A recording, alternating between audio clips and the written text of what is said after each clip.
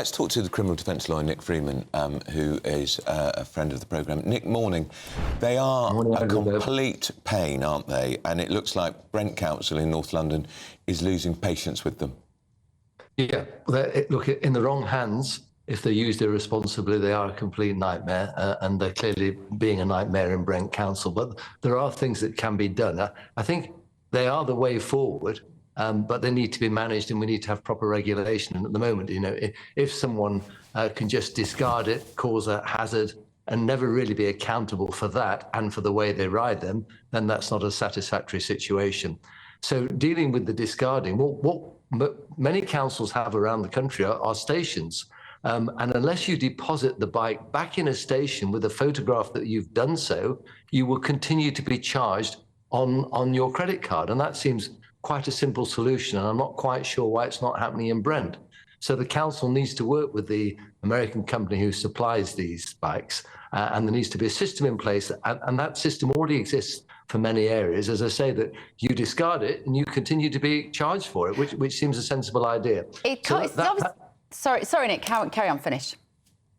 So that sort of deals with that aspect. And of course, you know, for all sorts of people, they're unsightly, they're dangerous, they don't want to be on the ground, and they're going to be accidents. But a similarly pressing problem is the fact that there's no accountability for the way these vehicles are driven. They're very heavy. They're about 32 kilos, much heavier than pedal cycles.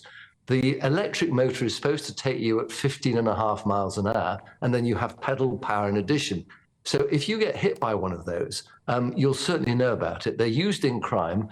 We've no idea at any stage who is using them because there's no means of identification.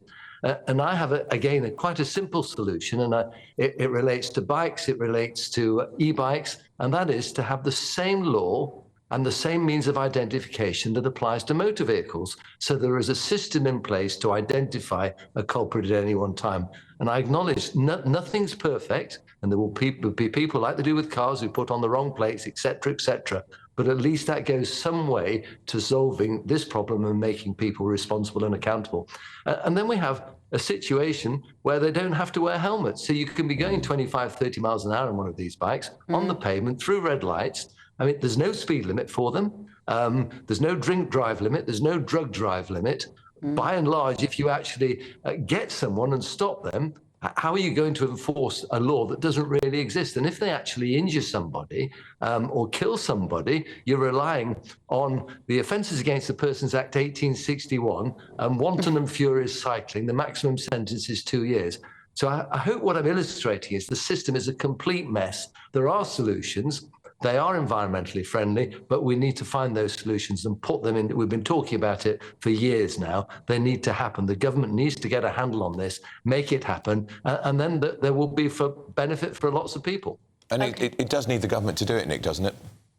Definitely, the government have to be involved. You know, they're supposed to be environmentally friendly. It's good. Look, for me, I don't really understand the point of an e-bike when you can pedal. Surely pedaling is the way to keep yourself fit and healthy. Sitting there with an electric motor conveying you at 15.5 miles an hour, well, OK, you're in the fresh air, but there's a lot of pollution about, and I'm not sure of the benefits of that. But having said that, it must be preferable to taking the tube.